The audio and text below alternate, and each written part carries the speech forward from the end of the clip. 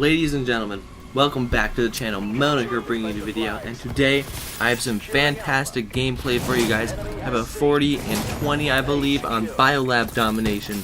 I played a very heavy objective today, guys. I got about 11 or maybe 12 captures of the objectives and tons of defense. I was going mad. I was going 3 pieces everywhere. Tons of fun to watch, guys. So hope you enjoyed that. But we do have a topic for today. We're going to be talking about betas and why they are important, why people are doing more betas over the course of the last few years than other times. And betas are great, guys. We're going to jump right into it. So betas have been going on for a long while now, but it is just now arising because people are finally figuring out how really well it helps in even consoles are. I mean, PCs have been doing betas forever, but finally consoles are catching on to the beta game. They're catching on to the really what happens when you do a beta and how really successful your game becomes if you do a beta. Because when your game comes out and you're like, this is gonna be great, it's total crap. Betas are also fantastic for that. So betas, in I'd say the two biggest ways. You can fix anything people don't like, because if there's a massive outreach for this one thing that people don't like, you can change it. Perfect time to change it. It's in the beta. You can make an excuse like, hey, that was just a little test. We were just seeing if you'd like it. Bam, it's out of the game, and people still love it. Another way, fixing bugs. There's always going to be bugs in your game no matter what you do. You just can't fix that. So that's what betas are great for too. So we're going to jump into the process of how you discover a bug and how you solve the bug problem. So the first one is identification. So the person within the beta testing discovers a bug. Let's say you fall out of the map, okay, and you're falling into the skybox or something like that. You would analyze it and you would identify it as a bug, and then you would report it. That's step 2. You would report the bug. You'd be like, hey, there's a bug, I'm falling into the skybox, I'm not in the game anymore and I can't get out. And they'll be like, great, we're gonna fix this bug. So that's where the analysis comes in. That's step 3. The developer who's responsible for the bug, so let's say it was the map director, the map creator. He's like, dang it, my map sucks, somebody fell out of it. So he's going to analyze it and he's going to check for the malfunction. And then verification. The developer who's responsible for that mistake is actually going to fix the mistake, and then he's going to rigorously test for no bugs. That means this is called load testing. So they're going to get in there and they're going to pummel that that spot where the kid fell out of the map, and they're going to make sure there's no possible way you can follow the map. So they can do that with every single bug. They have to do that. It's called load testing. So that is the process for actual bug testing and all that stuff. So that's where we're going right there. And the next is the methodology. Where is all this testing? What all they do in this testing? So there's tons and tons of different types of tests. There's functionality testing, compliance testing, compatibility testing, localization testing, soak testing, beta testing, regression testing, load testing, multiplayer testing, and mobile game testing. Now I know this is gonna explode your mind, but let's just do it one by one. We're gonna do the most important ones. Okay?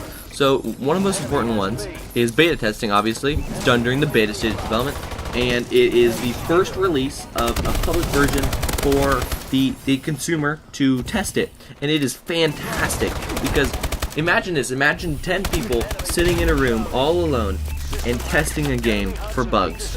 Imagine thousands of people doing that. That is hundreds times faster at finding bugs. All people doing randomly different things, playing the game, finding bugs. Beta testing is one of the most important stages of development, I would say, for sure. Another one is soak testing. Now I know beta testers won't do this because all they want to do is play the game. It's the hot new game. It's what everyone wants to play.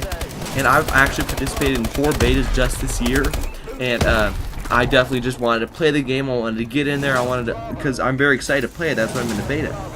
So soak testing is where the developers let the game sit at title screens and loading screens and even idle in game just to see what happens with the game, because that can that soaking, or that's what they say it is, soaking, leaving the game idle, can prove memory leaks or rounding errors that have been found in the game, and that is very good. That it's not bad that they found it. It's really good that they found it, and if it wasn't found, that would be very bad for the consumer to find while they're playing. They leave it there, they come back, and their memory's gone. Like, crap, I lost all my memory in game. That would be bad. Okay, we also have multiplayer testing. We have load testing. So load testing is very important because it tests the limits of the system. So say it's a PS4, Xbox One, PC, you're going to test the highest that it can go and the requirements of the system for PC. Like say you're on Steam and you scroll down to see the system requirements. That's basically what this is for. You got to find the system requirements so people know if their PCs can handle it. Now with PS4, they build the game knowing it can handle it, so you don't have to worry about that, but they do have to load test the PS4 and Xbox One to make sure they made a game that the PS4 can handle and that's not out of reach of the PS4. PS4 is very powerful, but it's not at the level of PCs as of yet. I'm sure hopefully it'll get there someday. I am a PS4 pony, but I do like my PC gaming because it's just fantastically smooth and stuff like that. So that is basically the testing that I've gone over.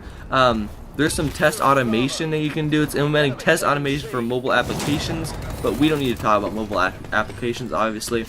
So if you want to be, say you want to be employed as a game tester, okay? A lot of people do. They're super excited about being a game tester. That's when you grow up. I even wanted to. When you grow up, you want to be a game tester. You're like, wow, I get to play video games all day.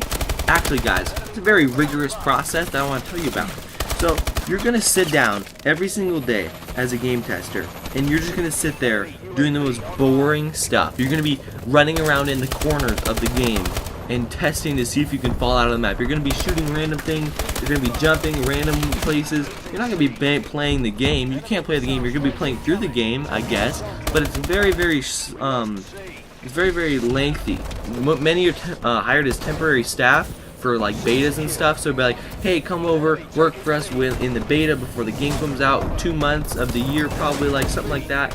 And it's usually summer, early autumn, so they can get it out to people in the holiday season. But if you're a really good game tester, they might bring you on full time, and that is a really good thing because you're doing what you love and you're getting a good amount of money for it.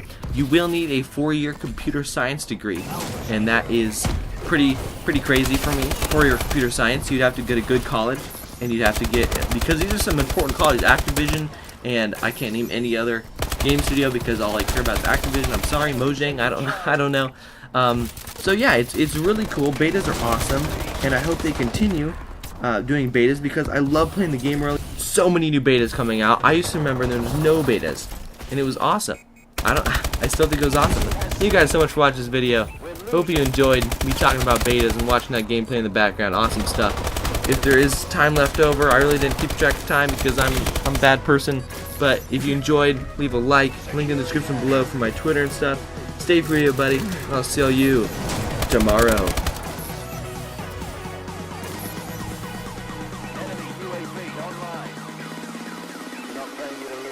Get it together and go again.